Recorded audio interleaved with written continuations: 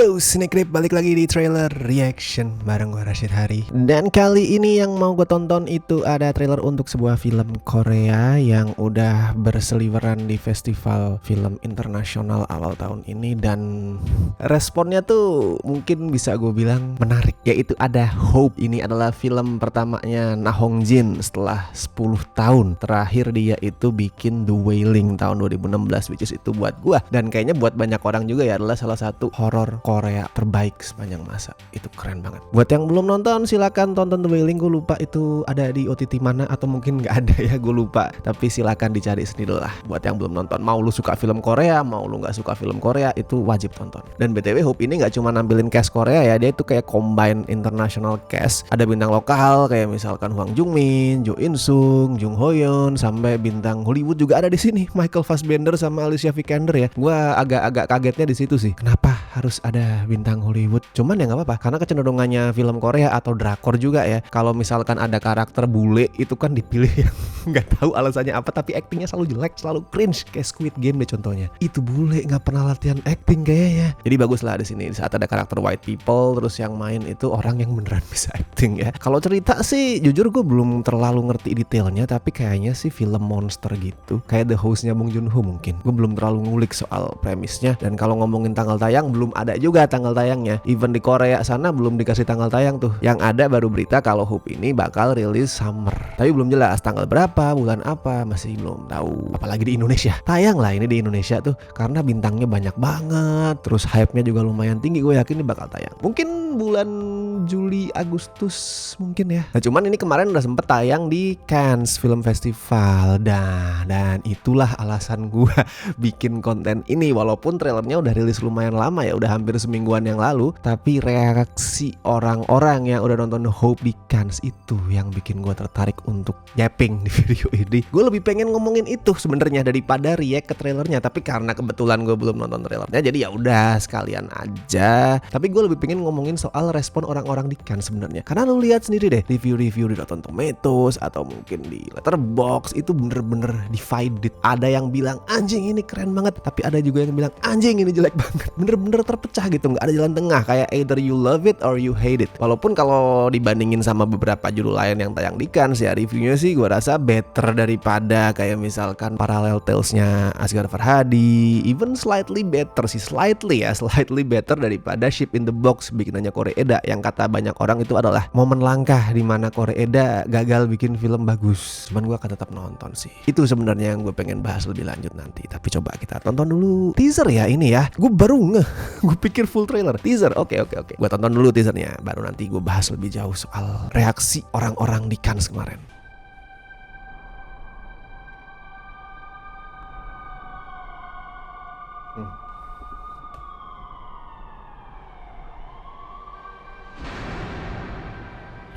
Artnya looks good sih. Tuh, keren loh.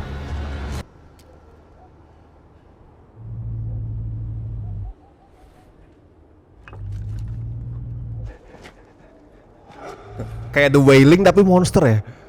Oh, brutal juga. Oke. Lu dengerin atmosfernya nih, apa ambiennya, atmosferik banget anjing. Wah, keren.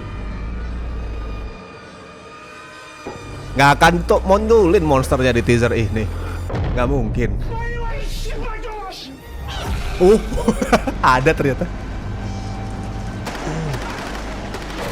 Kayak The Host sih monsternya sih.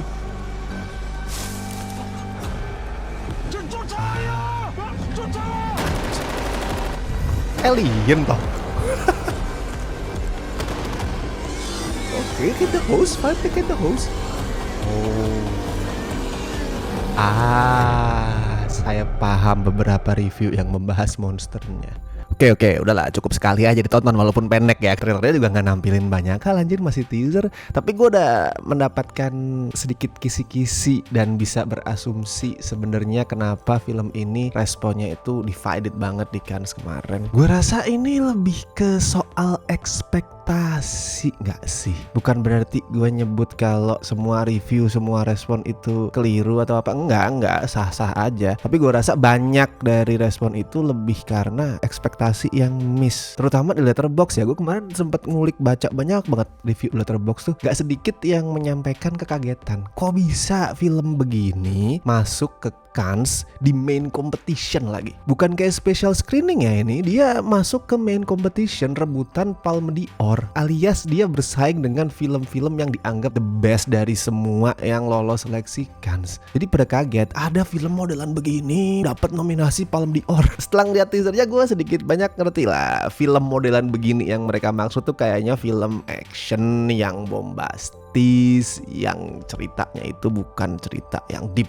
banget. Terus kayaknya nggak takut jadi tolol juga ya. Gue ngerasa lebih deket ke arah genre movie, film-film horror, action, sci-fi, fantasi yang fun daripada art house. Mungkin orang-orang tuh berekspektasi film yang masuk nominasi Palme d'Or itu pasti film-film yang dalam tanda kutip berbobot. Dan gue rasa itu ekspektasi yang nggak salah. Gue juga misalkan ya, gue datang ke Cannes terus nonton salah satu film yang masuk nominasi Palme d'Or, gue juga ekspektasinya kayak gitu. Walaupun salah kalau lu nganggap film Palme d'Or itu pasti film berat. Banyak banget film fun yang nggak cuma dapat nominasi, bahkan menang di Palme d'Or juga banyak. Tapi mungkin nggak pada expect kalau setolol ini dalam tanda kutip ya. Sama soal ini, ekspektasi ke filmnya Nah Hong Jin tuh kan pasti tinggi banget ya. Satu, karena terakhir dia bikin The Wailing. Dua, karena ini film pertama dia setelah The Wailing yang itu jaraknya 10 tahun yang lalu. Orang udah pada pengen mana nih the next Nah Hong Jin setelah The Wailing. Pengennya itu sesuatu kayak ya The Wailing yang ngerombak pakem genre horor, nggak ngikutin formula konvensional, banyak eksplorasi, eksperimen. Gue rasa seperti itu yang diharapin orang-orang sama Hope. Begitu dikasih film action bombastis yang dar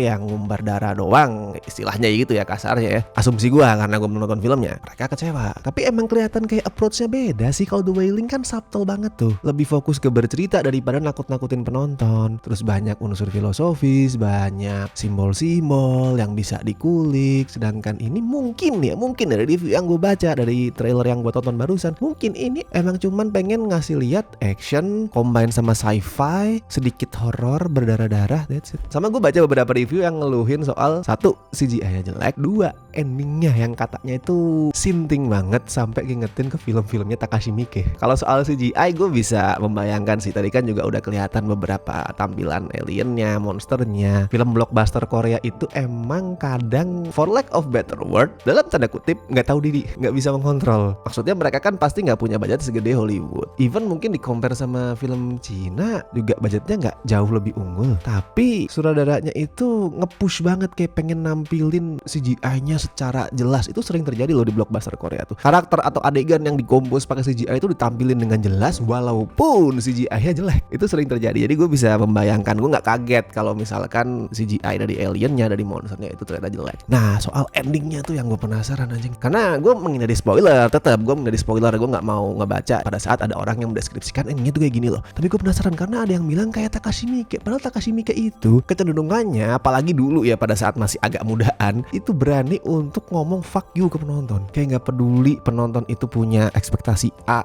punya standar B, pokoknya semau gua. Dan gue justru makin penasaran loh, segendeng apa sih endingnya. I mean ini film alien, film monster, bakalan bisa dibawa ke arah segendeng apa sih? Tiba-tiba aliennya di reveal ternyata adalah Tuhan gitu. Which is itu udah nggak baru-baru amat ya, Prometheus udah ngasih lihat hal itu sebelumnya. Dan masih banyak lagi film-film alien yang reveal kalau sebenarnya mereka bukan cuma sebatas makhluk luar angkasa, tapi pencipta manusia. So gue rasa lebih gila daripada itu sih. Tapi pesan gue satu, besok misalkan film ini beneran tayang di Indonesia, atur ekspektasi lu. Jangan lu expect drama kemanusiaan atau sesuatu yang penuh simbol, penuh filosofi, penuh bla bla bla semiotika kayak The Wailing. Jangan expect kayak gitu. Lu datanglah dengan ekspektasi pengen bersenang-senang lihat film action invasi alien, film monster. Itu aja. Kalau ternyata turns out filmnya lebih dari itu, ya bagus. Berarti ekspektasi kita dapat bonus. Tapi kalau ternyata emang ya udah gitu aja, aman. Gue sih ngerasanya Nah Hong Jin di sini emang cuman pengen lagi seneng-seneng aja ya. Akhirnya punya banyak investor setelah The Wailing itu sukses secara internasional, duitnya bisa masuk lebih banyak. Akhirnya dia bisa bikin sesuatu semau dia. Dia pengen seneng-seneng, kayaknya sih seperti itu. Cuman dalam dalam tanda kutip salahnya dia premier di Cannes. Mungkin lebih pas kalau dia tuh premier di misal Toronto kali ya, Toronto di section Midnight Madness. Mungkin kalau premier di situ respon penontonnya bakal lebih positif.